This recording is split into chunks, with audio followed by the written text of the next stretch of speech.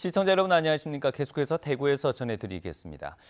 오늘 대구는 33.9도까지 올라서 기록적인 더위를 보였는데요.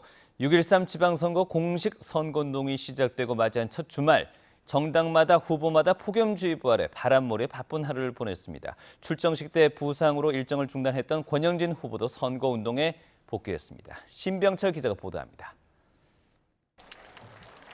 더불어민주당의 평화철도 111 등 중앙유세단이 대구의 첫 지원 유세에 나섰습니다.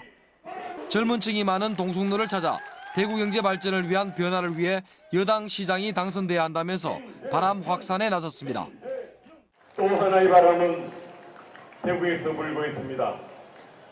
변화와 혁신의 바람입니다.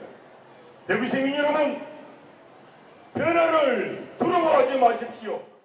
출정식 때 장애인단체 측과 폭행이냐 아니냐를 두고 논란을 일으켰던 자유한국당 권영진 후보는 오늘 오후 퇴원해 선거운동에 뛰어들었습니다.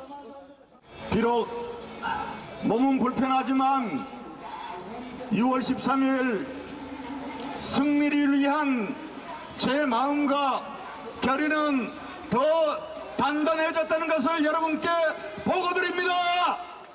바른미래당 김영기 후보도 안지랑 내거리와 동성로 등 사람이 많이 몰리는 곳을 찾아다니면서 지지세 확산에 주력했습니다. 미래 먹거리 창출을 위한 산업 기반, 인재 양성에 힘쓰겠습니다. 그래서 대구를 동시에 정말 수구 보수 도시로부터 개혁 보수.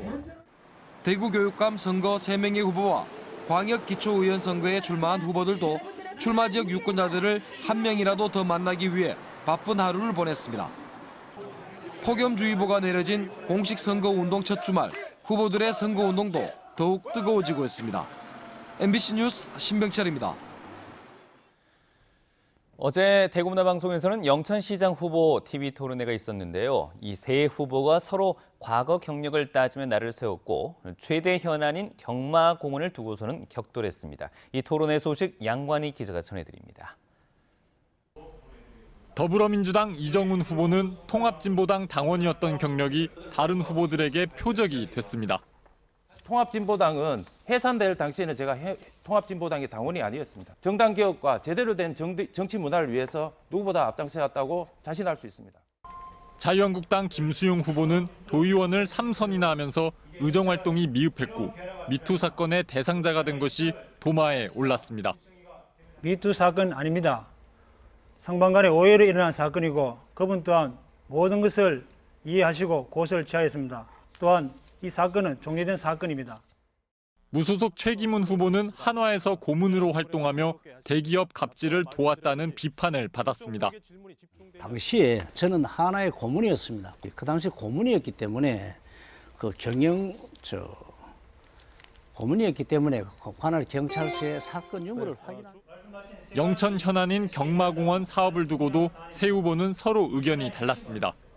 민주당 이정훈 후보는 사업 전면 재검토, 한국당 김수용 후보와 무소속 최기문 후보는 원안대로 진행하겠다고 밝혔습니다. 우리 지역에 얼마나 도움이 될지, 계속 진행해야 될지 근본적 고민을 할 수밖에 없다고 생각합니다. 저는 저희 지역에 진행되는 모든 사업을 사회적 공론화 과정을 통해서 국가적으로 이미 확정된 사업인데도 계속해서 원점에서 재검토해야 한다는 말씀이 계십니다.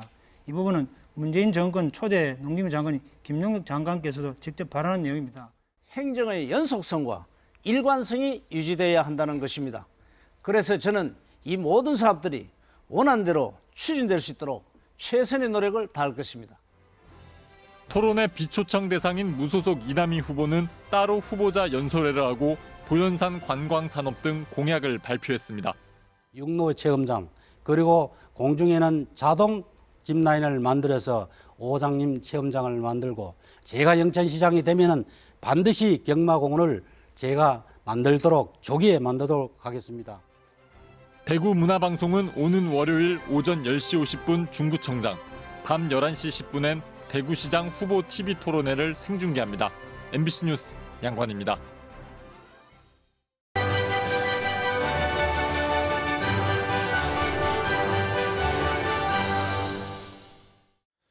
네, 2018 열전 현장을 가다 오늘은 대구 중구청장 편입니다. 현 구청장이 3선 연임으로 물러나는 가운데 이 3명의 후보가 나와서 서로 도심 공동화와 환경 개선의 적임자라며 표밭을 누비고 있습니다. 조재한 기자가 보도합니다. 더불어민주당 노상석 후보는 도심 공동화 해법으로 소규모 아파트 건립을 해법으로 제시했습니다. 논란이 많았던 순종 억압길 건설과 순종 동상은 철거할 수 있다고 밝혔습니다.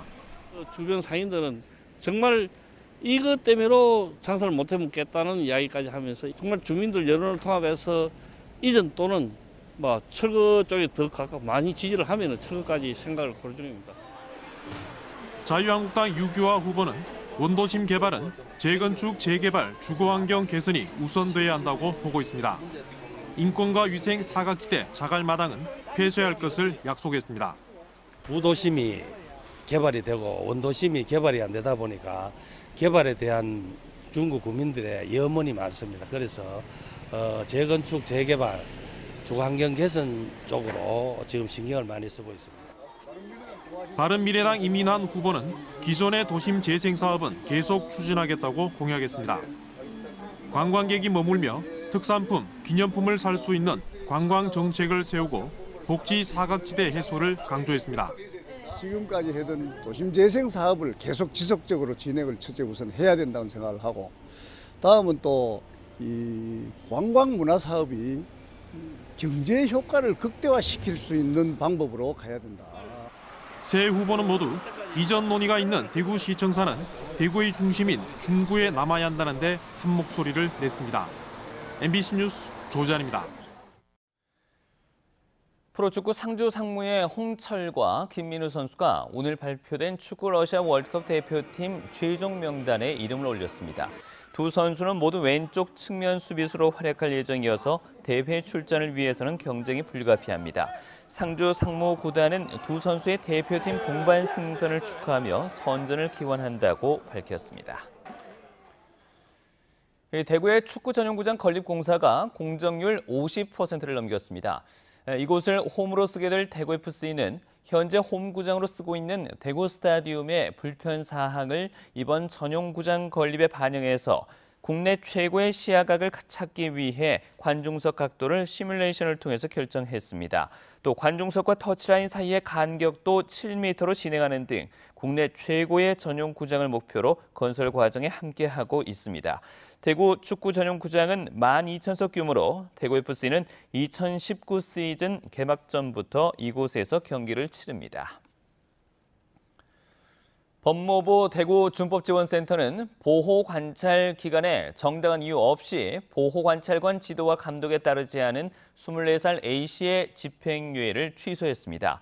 A씨는 2016년 특수협박 혐의로 징역 1년에 집행유예 2년, 보호관찰 2년을 선고받았지만 보호관찰 준수사항을 제대로 지키지 않은 채 1년 동안 연락이 끊겼다가 지난 4월 붙잡혀 구속됐습니다. 대구준법지원센터는 A씨에 대해서 법원에 집행유예 취소 신청을 한 뒤 A씨를 구속하도록 조치했습니다. 오는 22일 개막하는 제12회 대구 국제뮤지컬 페스티벌을 앞두고 축제 분위기를 확산시키기 위한 거리 공연 딤프린지 참가팀이 확정됐습니다. 대구 국제뮤지컬 페스티벌은 전국에서 참가 신청을 받아 딤프린지를 진행할 29개 팀을 선정해 이달 중순부터 공연을 시작할 예정입니다. 딤프린지 공연팀은 뮤지컬 연주팀과 댄스팀, 마술 공연팀을 비롯해 다양한 장르로 구성됐으며 동성로, 수성못, 대구 삼성 창조 캠퍼스 일대에서 거리 공연을 펼칩니다. 지금까지 대구였습니다. 고맙습니다.